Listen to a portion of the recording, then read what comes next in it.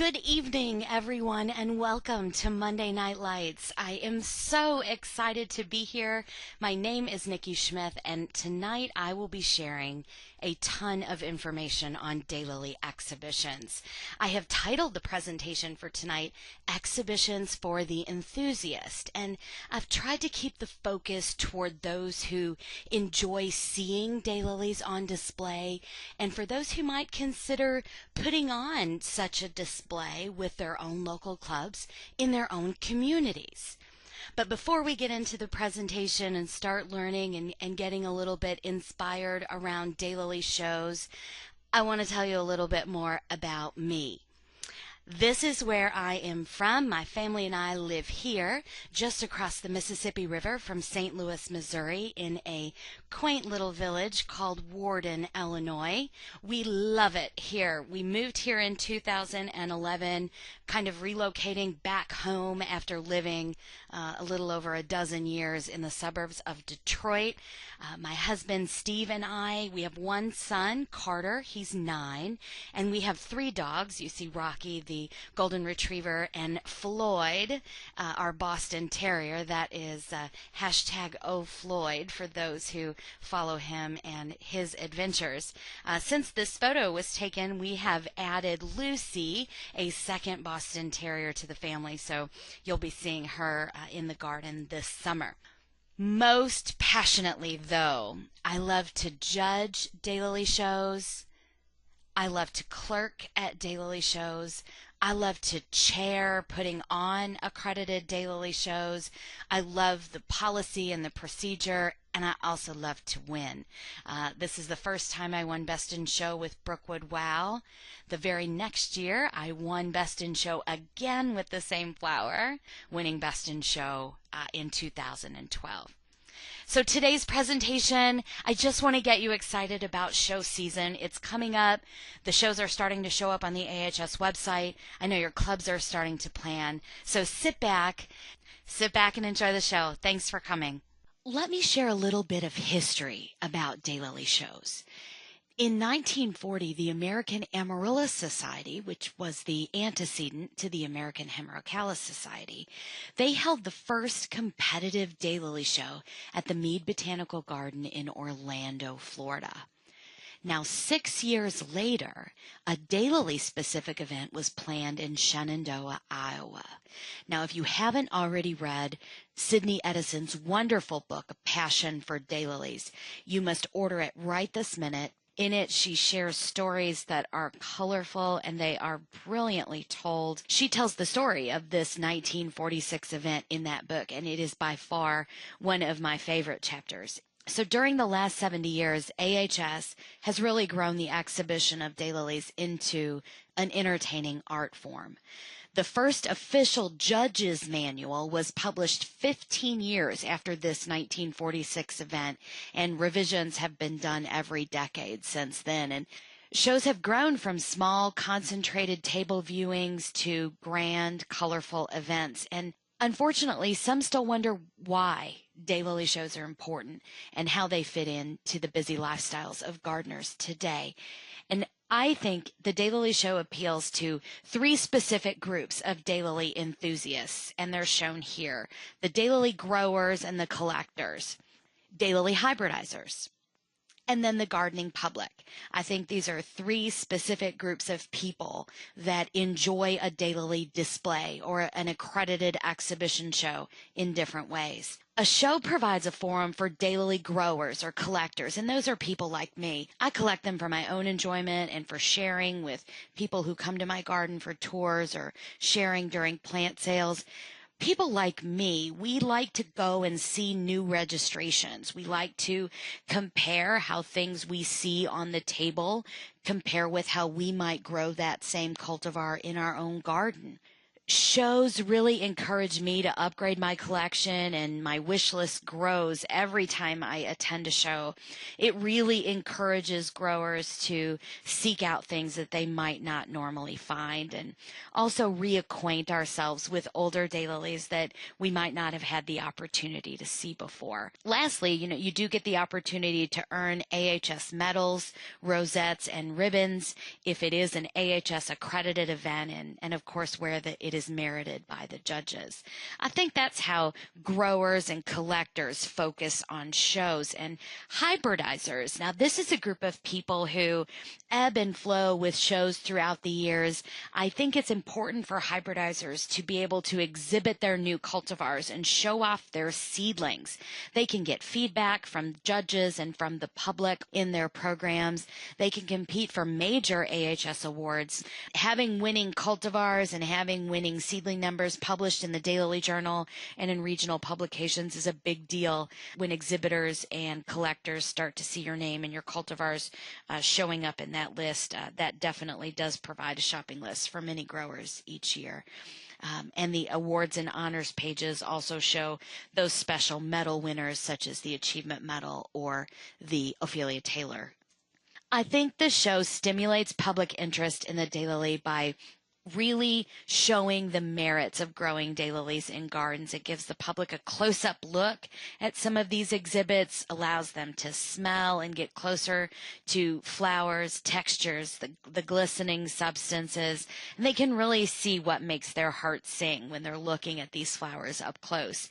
The public can really acknowledge the advances in color and form and size. Still to this day, there is an incredibly large number of the gardening public that still think daylilies are orange and yellow and they're Stella and Fulva, and that's just what they think they are. And if they've seen other daylilies, they're somehow under the impression that they all ultimately revert to Fulva or Stella. So these shows put on in unlikely places are the best way to educate our general communities about why we're so crazy about the daylily.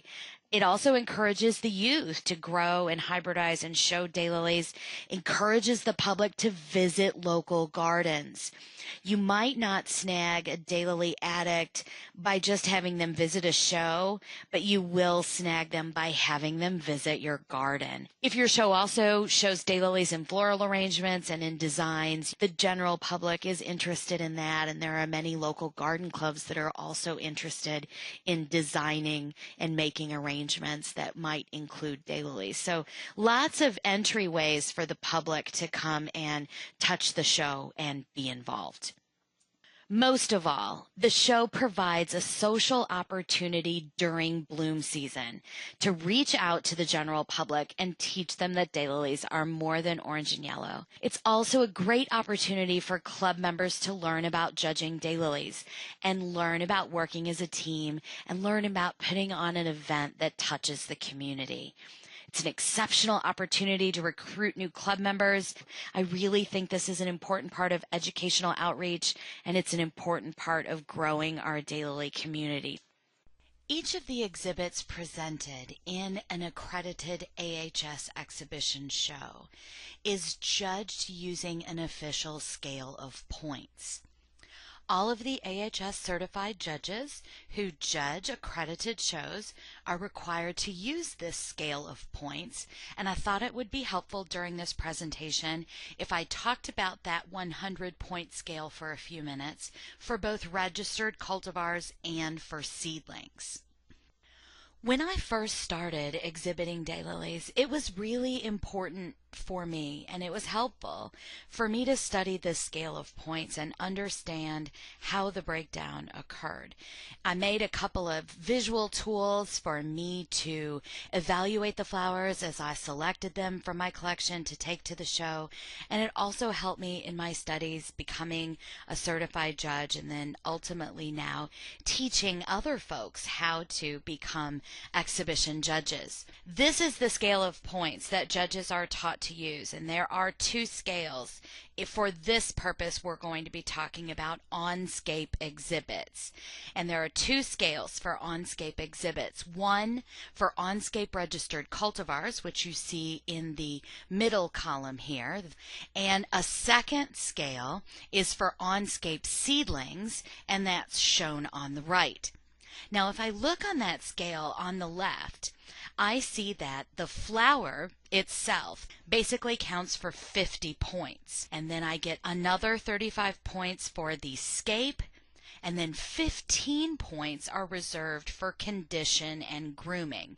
Now, the judging training actually goes through each one of these elements and how merits and faults are determined. And for our discussion here tonight, I just want you to see how these points are allocated and see how the weights occur. The important point that I wanted to call your attention to for onscape seedlings is here. At the top of the scale, you'll notice that 25 points of this 100-point scale for the seedlings are measured for distinction. And this is up to the judging panel to determine how many of those 25 points will be awarded for each one of those exhibits in the seedling section. That large chunk of points is reserved for the evaluation of onscape seedlings in a show. If you look at the bottom of that scale on the right, you'll see that condition and grooming also is weighted much less than it is for onscape registered cultivars. So a panel of 3 judges ultimately determines what point score each exhibit in the show receives. Illustrated a little bit differently, let me show you this in picture form. The flower face is basically worth 50 points. The color, the texture, the substance, the form, and the size of the flower are all weighted to equal 50 points. So as you look at the flower on the left, if you look at that example on the right of the screen, if you go through that scale, if you were to award 10 points for color, 10 points for texture, 10 points for substance, and then the same for the size and the form of the flower, that's the thought process that goes through a judge's mind. The scape as well. If you look at 15 points for condition and grooming, if this was a registered cultivar, we would be giving 15 points for condition and grooming. Bud count, branching, height and strength of the scape, these are all areas of focus for the judge when looking at the scape of a presented exhibit. This AHS scale of points that we have been talking about is available in the Judging Daylilies Handbook. It's also most of the curriculum that's taught in Exhibition Clinic number 2, where you get hands-on experience in point scoring scapes with experienced judges, and I think that's a fabulous class to take. So even if you aren't going to ultimately become a judge, taking those classes really helps you become a better exhibitor as well. I did not want to forget to share with you some of the great new ideas that I have seen around the country visiting so many shows, exhibiting and judging and just enjoying the experience of the Daylilies show. I've really seen some cool new ideas. One of the newest ideas, and although the idea itself isn't new, it seems to be catching on with more fire in the last 5 to 7 years, is the occurrence of offscape shows. And this seems to be a really great way for clubs to get an entree into eventually showing scapes and having a full-fledged accredited show. And maybe you should think about doing a Daylily Expo or a Daylily College where you have a display and you also offer seminars on how to divide daylilies, how to plant daylilies, how to coordinate daylilies in the landscape. Lots of PowerPoint presentations available from the AHS Media Library that you could show to the public, so you don't have to reinvent the wheel. There are lots of resources. Make sure that you raffle off an AHS or a local club membership to any visitors or voters that you might have to your show. You may also have a photography contest.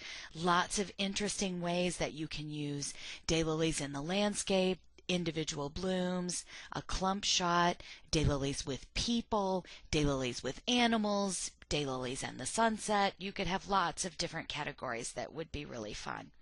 Unique locations. You might consider art institutes or plant nurseries or state fairs, farmers markets, libraries, hospital atriums. The locations are endless where you could take your gorgeous display of daylilies to the public and let them see what there might be missing in their garden. You might think of teaming up with another plant society. When I lived in Michigan, we coordinated with the Lily Society and had a joint show at a shopping mall, and it was a really successful event.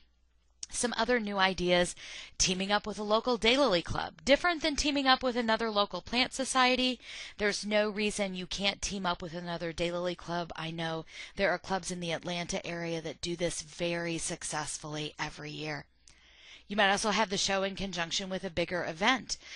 We had an Offscape show at the 2011 Region 2 summer meeting, and we basically filled a hotel corridor with about 500 Offscape blooms for all of the visitors to our regional summer meeting. So think about what bigger events are going along in your community and see if you can get involved.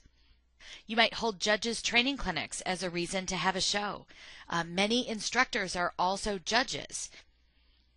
You might think about unique prizes or a unique prize structure. You'll see a lot of cool photos of sandblasted daylily art, gift certificates to local plant nurseries, gift certificates to club events, tickets to the club banquet, the Daylilies in the Landscape book, memberships to the AHS. The unique prizes that you can offer are really endless. You should have a design section. What about bringing in designing with daylilies? It can be official, where you get the National Garden Club judges to come and officially judge your exhibits, and there are rules and policies that go along with that project. But you could do an official accredited show or have it be people's choice, where your members or the general public bring in designs and you offer the public a chance to. Seriously, daylily friends, I could talk about exhibitions and protocol for putting on an exhibition show for hours, but this is all the time that we have tonight. So I must say thank you for your attention and your comments and your feedback and your likes. It's been great sharing this information with you, and I at least hope that you've just been inspired to maybe try having a show again, encourage your local groups to try to have a show in the first place, attend a show, exhibit in a show, be a daylily ambassador, provide a daylily display for your community, and I hope you've had a good time tonight. I certainly have.